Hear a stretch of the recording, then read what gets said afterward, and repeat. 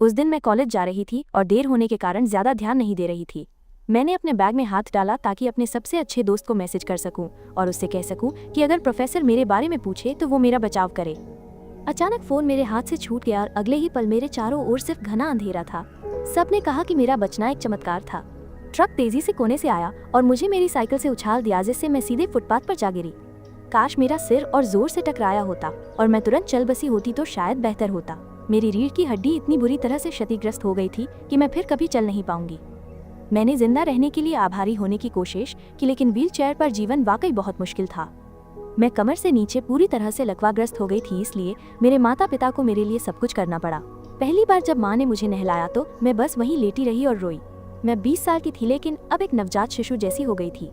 ये बहुत अपमानजनक महसूस हो रहा था और मैंने देखा कि मेरे माता पिता भी बहुत प्रभावित हुए थे। मेरी माँ ने मेरी देखभाल के लिए अपनी नौकरी छोड़ दी थी, लेकिन वो बहुत दुखी दिख रही थी। एक दिन मैं और बर्दाश्त नहीं कर सकी और माँ से भीख मांगी कि वो वापस काम पर जाएं और मैं एक पेशेवर देखभाल करता रखूंगी। मेरे माता पिता ने ऑनलाइन विज्ञापन पोस्ट किया, लेकिन कुछ दिनों तक कोई आवेदन नहीं आया और आवेदन करने वाला एकमात्र व्यक्ति रोहन नाम का एक युवा लड़का था, जिसे बिल्कुल भी अनुभव नहीं था।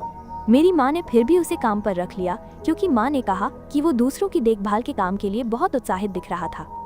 मैं बहुत नाराज थी। मैं नहीं चाहती थी कि कोई अजनबी लड़का मुझे कपड़े बदलने और शौचालय जाने में मदद करे, लेकिन फिर जब मैंने उसे देखा तो वे सारे विचार तुरंत गायब हो गए। वो इतना सुंदर था कि मुझे अपनी आंखों पर विश्वास नहीं हुआ। मैं शर्माए बिना मुश्किल से उसे सीधे देख पाती थी। मैं तुरंत समझ गई कि हम एक दूसरे के लिए बिल्कुल सही होंगे और जब भी मुझे शौचालय जाना हो उसे बस अपनी आंखें बंद करनी होंगी। हम रास्ता निकाल लेंगे।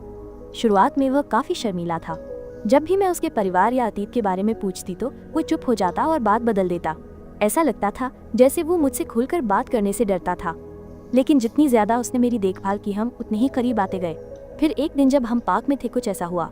उसने हम दोनों के लिए एक पिकनिक तैयार की थी और खाना खाने के लिए रुकने से ठीक पहले वह नीचे झुका और उसने मेरे माथे पर चूमा। ऐसा लगा जैसे पूरी दुनिया रुक गई हो। मैं बस चाहती थी कि वो पल हमेशा के लिए बना रहे। उसके बाद यह स्पष्ट था कि हम एक दूसरे को बहुत पसंद करते थे। मैंने माँ को बताने की हिम्मत नहीं की, क्योंकि मुझे पता था कि अगर मुझे अपने देखभालकर्ता से प्यार हो गया तो माँ नाराज होंगी। लेकिन इसमें मेरी कोई गलती नहीं थी। मैं नहीं चाहती थी कि माँ उसे नौकरी से निकाल दे, इसलिए हमने इसे एक रहस्य रखा। सब कुछ सही था। हर दिन मेरे माता पिता काम पर जाते थे और मुझे पूरे दिन अपने बॉयफ्रेंड के साथ रहने को मिलता था। हम हर रोज पार्क जाते थे, हर हफ्ते एक बार फिल्म देखने जाते थे और यहाँ तक कि साथ में स्पेनिश भी सीखने लगे थे। लेकिन फिर एक दिन उसने बीमार होने का बहाना बनाकर छुट्टी ले ली। ये पूरी तरह से अप्रत्याशित और बिल्कुल गलत समय पर हुआ था, क्योंकि अगले कुछ दिनों में अदालत की सुनवाई होने वाली थी। मेरे पिताजी एक वकील हैं और उन्होंने मुकदमे को अंत तक चलाने पर जोर दिया, क्योंकि उनका मानना था कि उस ट्रक ड्राइवर को मुझे मारने की कोशिश करने के लिए सजा मिलनी चाहिए। मैं वास्तव में सब कुछ भूलकर आगे बढ़ना चाहती थी, लेकिन मुझे पता था कि मैं पिताजी से बहस नहीं कर सकती। रोहन सुनवाई के दिन भी बीमार था। मैं उसे लगातार मैसेज करती रही, उम्मीद करते हुए कि वो मेरे साथ आए, लेकिन उसने कहा कि वो बिस्तर से उठ नहीं सकता। मैं उसके लिए सूप या कुछ और लाना चाहती थी, लेकिन उसने मुझे अपना पता भी नहीं बताया। आखिरकार मेरे पास अकेले अदालत जाने और उम्मीद करने के अलावा कोई विकल्प नहीं था कि सब कुछ जल्दी खत्म हो जाए। जैसे ही ट्रक ड्राइवर सामने आया, मैं अपने माता पिता के गुस्से को महसूस कर सकती थी। वो ऐसा लग रहा था जैसे उसे इस बात की बिल्कुल परवाह नहीं थी कि उसने मेरे साथ क्या किया था, और जैसे ही उसने जज के सामने खुद को निर्दोष बताया, मेरे पिताजी खड़े हो गए और चिल्लाने लगे। मैं बहुत शर्मिंदा थी और जज ने मेरी गवाही से पहले एक छोटा ब्रेक दिया। मैं रोते हुए अपनी व्हीलचेयर को बाहर ले गई।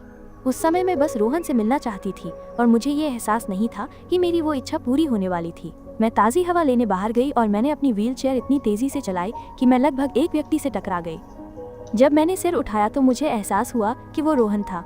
मैं इतनी खुश थी कि मैं लगभग रो पड़ी, लेकिन मुझे देखकर वो खुश नहीं लग रहा था।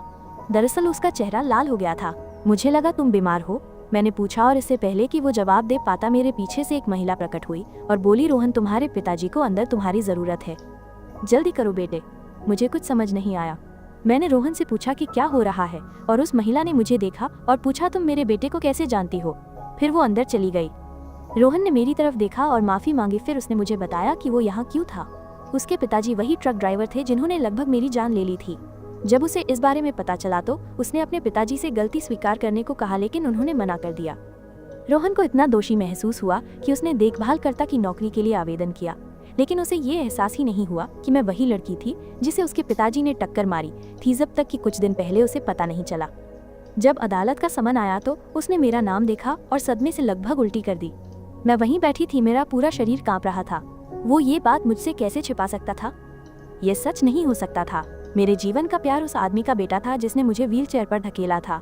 मेरे पास वापस जाकर सच्चाई बताने से पहले लगभग 10 मिनट थे। मुझे पता था कि रोहन अपने पिताजी को जेल जाते देखकर बहुत दुखी होगा, लेकिन मेरे पास और क्या विकल्प था। मैंने सच्चाई बता दी और अब हम अदालत के फैसले का इंतजार कर रहे हैं। मैं रोहन से प्यार करती हूँ, लेकिन मुझे नहीं पता कि हमारा भविष्य क्या होगा। मेरे माता पिता हमें साथ नहीं देख सकते और न ही उसका परिवार। लेकिन मैं ये सोचे बिना नहीं रह सकती कि अगर वो दुर्घटना नहीं होती तो मैं रोहन से कभी नहीं मिलती। मुझे लगता है कि कम से कम इस सारी त्रासदी में ये एक उम्मीद की किरण है। मेरी कहानी यही खत्म होती है। सुनिश्चित करें कि आपने चैनल को सब्सक्राइब किया है और सूचनाएं चालू की हैं। वीडियो को अंत तक देखने के लिए धन्यवाद और फिर मिलेंगे।